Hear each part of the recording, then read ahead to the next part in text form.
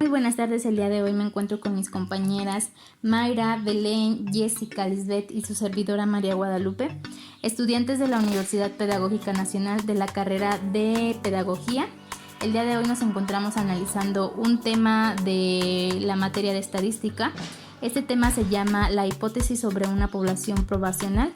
Daremos a conocer primero que nada que la definición de este tema, algunas de sus características, al igual como lo podemos aplicar, algunos ejemplos y para finalizar nuestra conclusión sobre el tema.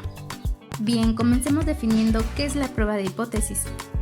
Esta es una regla que especifica cuándo se puede aceptar o rechazar la información sobre una población, determinando la evidencia proporcionada por una muestra de datos.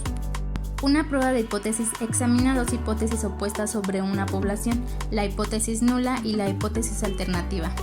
Normalmente, la hipótesis nula es una afirmación de sin efecto o sin diferencia.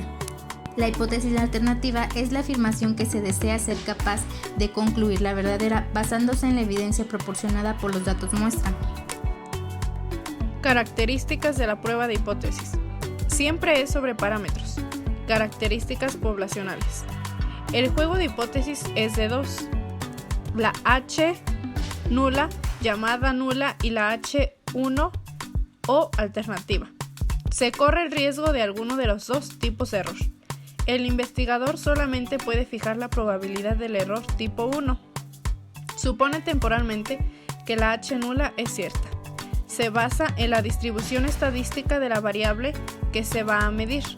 La decisión se basa en los estimadores de los parámetros que se calculan con la información muestra. Por ello, al realizar cualquier experimento con el objeto de probar cierto juego de hipótesis, se sigue la siguiente secuencia de acciones. Se plantean las hipótesis a probar tomando en cuenta si es de una o dos regiones de rechazo, colas. Se fija el riesgo para el error tipo 1, llamado alfa. Se define la distribución que se utilizará. Se toma una muestra aleatoria en la que se mide las características de interés. Se computa el valor calculado de acuerdo a la distribución base. Se busca el valor teórico en base al tamaño de la muestra y al error A. Se decide la hipótesis a aceptar. Una prueba puede consistir de meros conteos, sin importar explícitamente las mediciones de los individuos, como es el caso de las pruebas de bondad de ajuste, o consistir en la utilización de las mediciones para calcular estimadores y comprobar si estiman a valores parámetros comunes, como es el caso de las pruebas de T y de las pruebas F. Así se puede pensar en la siguiente clasificación convencional. ¿Cómo se usan las pruebas hipótesis sobre una proporción poblacional? Este tipo de prueba, también conocida como la prueba Z para una proporción poblacional, se usa como una variable cualitativa X que representa el estado de algo, por ejemplo, defectuoso y no defectuoso, vendido o no vendido, etc., y de la cual se requiere demostrar una hipótesis con la proporción de determinada categoría de una variable.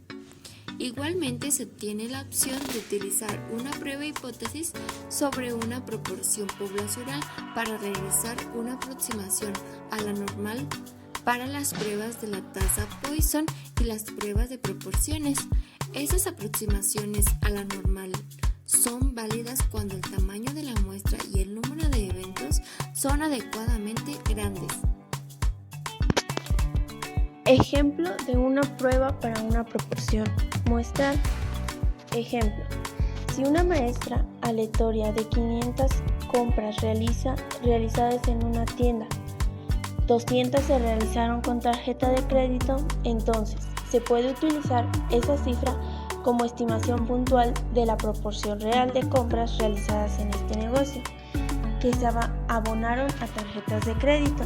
Sería P igual a 200 entre 500. La hipótesis nula será la siguiente, que es P igual a P no es 0. También existe una hipótesis alterna. Puede ser una de las alternativas usuales, ya sea unilateral o bilateral.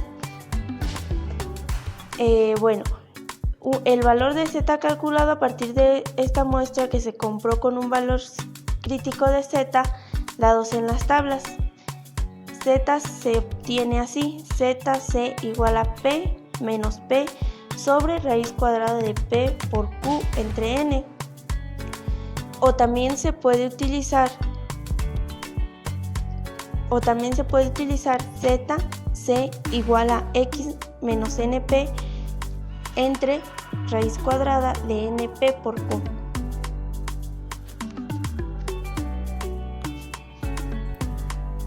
Si se condensan los resultados hasta aquí obtenidos a manera de conclusiones, se pueden abordar que todo problema de prueba de hipótesis consiste en los siguientes. 1. Identificar una variable aleatoria X que tiene una distribución conocida, es decir, que pertenece a una clase determinada, por ejemplo a las del tipo normal, y con relación a la cual se quiere tomar una decisión respecto al valor de un parámetro desconocido, pero asociada a ella, digámoslo. Número 2. Se planea una hipótesis nula donde se asume un valor para el parámetro y una hipótesis alternativa donde se contradice lo expresado en la hipótesis nula. Número 3. Se escoge el nivel de significación A, que es la probabilidad de rechazo la hipótesis nula, siendo esta cierta. Número 4. Se selecciona una muestra de tamaño n para estimar el parámetro desconocido y poder posteriormente decidir si se rechaza o no H0. Número 5. Se define la región crítica para la prueba de hipótesis de interés. Número 6. Se toma la decisión de rechazar H0 con un número de significación, así el valor estimado del parámetro está en la región crítica